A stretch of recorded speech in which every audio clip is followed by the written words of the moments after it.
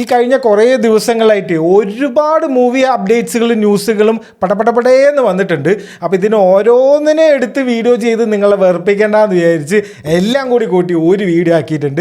എന്നെ കൊണ്ട് ഇങ്ങനെയൊക്കെ ഉപകാരം ചെയ്യാൻ പറ്റുള്ളൂ. ആദ്യത്തെ ബിഗ് ബ്രേക്കിംഗ് ന്യൂസ് എന്താണെന്ന് വെച്ച് കഴിഞ്ഞാൽ നമ്മുടെ സൂപ്പർമാൻ്റെ ജെയിംസ് ഗണ്ണിൻ്റെ സൂപ്പർമാൻ ഒരു സീക്വൽ വരുന്നു.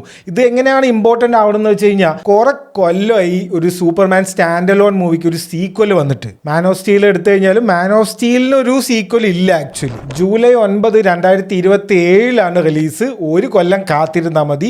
പോളിക് സംഭവമായത്. എന്തായാലും ജെയിംസ് ഗണ്ണിന്റെ ഒരു ആർട്ട് വർക്കൊക്കെ പോസ്റ്റ് ചെയ്തിട്ടുണ്ട്. മാൻ ഓഫ് ടുമോറോ എന്നാണ് സീക്വലിന്റെ പേര്. ലെക്സ് ലൂതർ ഒരു വാർ സൂട്ടിലും അതേപോലെ ഇവർ രണ്ടുപേരും കൂടി ജോയിൻ ചെയ്തിട്ട് ബ്രെയിനിയാക്കിനെതിരെ ഫൈറ്റ് ചെയ്യുന്നൊക്കെയാണ് ഫാൻ തിയറീസ് വരുന്നത്. DC ഈസ് ഒഫീഷ്യലി ബാക്ക് എന്ന് പറയാം. 2027 ബാറ്റ്മാന്റെ സെക്കൻഡ് പാർട്ടും സൂപ്പർമാന്റെ സെക്കൻഡ് പാർട്ടും വരുന്നുണ്ട്. അടുത്ത ന്യൂസ് ഒരു സങ്കടപ്പെടുത്തുന്ന കാര്യമാണ്. സ്റ്റീഫൻ സ്പിൽബർഗും ആക്ടിവിഷനും കാര്യം കൂടി ചേർന്നിട്ട് ഒരു മീറ്റിംഗ് നടത്തി.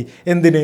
Call of duty cinema Stephen സ്പിൽബർഗിനെ പ്രൊഡ്യൂസ് ചെയ്യണം, ഡയറക്റ്റ് ചെയ്യണം എന്ന് പറഞ്ഞിട്ട്. ഒറ്റ കാര്യം സ്റ്റീഫൻ സ്പിൽബർഗ് ചോദിച്ചുള്ളൂ, ക്രിയേറ്റീവ് കൺട്രോൾ എനിക്ക് വേണം, അത് മാത്രം തന്നാൽ മതി, ബാക്കി കാര്യം ഞാൻ ഏറ്റു എന്ന് പറഞ്ഞു. അത് കേട്ടപ്പോൾ തന്നെ ആക്ടിവിഷൻകാർ കട്ട് ചെയ്തു, ആ ഡീല് ക്യാൻസൽ ചെയ്തു. എന്നിട്ടാണ് പാരമൗണ്ടിന് ആ ഒരു റൈറ്റ്സ് കൊടുത്തത് മൂവി പ്രൊഡ്യൂസ് ചെയ്യാനുള്ളത്. വാർ മൂവീസിന്റെ എക്സ്പേർട്ട് ആയിട്ടുള്ള സ്റ്റീഫൻ സ്പിൽബർഗിനെയൊക്കെ റിജക്ട് ചെയ്യേണ്ട ഒരു ആവശ്യം ഉണ്ടായിരുന്നില്ല ഇവർക്ക്. അത് ഇവർ ചെയ്തൊരു മിസ്റ്റേക്ക് ആണെന്നാണ് എനിക്ക് പറയാനുള്ളൂ. എല്ലാവരും പറയുന്നു അത്. ഇനി അടുത്തത് ടോം റൈഡറിൻ്റെ ഒരു സീരീസ് വരുന്നുണ്ട്. ലാറ ക്രോഫ്റ്റ് ആയിട്ട് പുതിയൊരാളെ കാസ്റ്റ് ചെയ്തിട്ടുണ്ട്. നമ്മുടെ സോഫി ടേണറാണ് പുതിയ ലാറ ക്രോഫ്റ്റ്.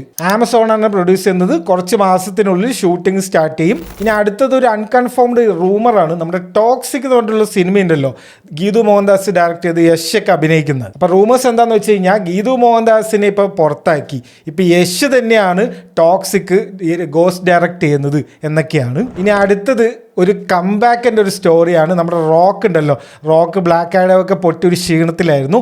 അണ്ണൻ ഇപ്പോൾ ഒരു തിരിച്ചു വരുന്നുണ്ട്. അതിൽ ഇപ്പോൾ വലിയ സ്റ്റാറായിട്ടല്ല, ശരിക്കും ഒരു ആക്ടറായിട്ടാണ് തിരിച്ചു വരുന്നത്. A24 ദ സ്മാഷിംഗ് മെഷീൻ എന്നുള്ള സിനിമയ്ക്ക് വെനീസ് ഫിലിം ഫെസ്റ്റിവലിൽ 15 മിനിറ്റ് സ്റ്റാൻഡിങ് ഒവേഷൻ കിട്ടി. അണ്ണൻ കരയുന്നൊരു വീഡിയോ ഒക്കെ വന്നിട്ടുണ്ട്. സിനിമൻ്റെ ട്രെയിലറും വന്നിട്ടുണ്ട്. പൊളി സാധനമായിരിക്കും. അണ്ണൻ്റെ ഒരു തിരിച്ചു വരവന്നെ അതിലുണ്ടാവും. റോക്ക് തന്നെ ആളിത്തിരി മാറിയിട്ടുണ്ട്. ആ ഒരു സ്റ്റെറോയിഡ് അടിച്ച് ആ ഒരു സൈസൊക്കെ പോയി. ഇപ്പോൾ ശരിക്കും ഒരാളെ പോലെ തന്നെ ഉണ്ട്. ഇനി ഒരു ആക്ടിങ്ങിലേക്ക് ഫോക്കസ് ചെയ്യാനാണ് അണ്ണൻ്റെ പ്ലാൻ എന്നൊക്കെയാണ് കേൾക്കുന്നത്.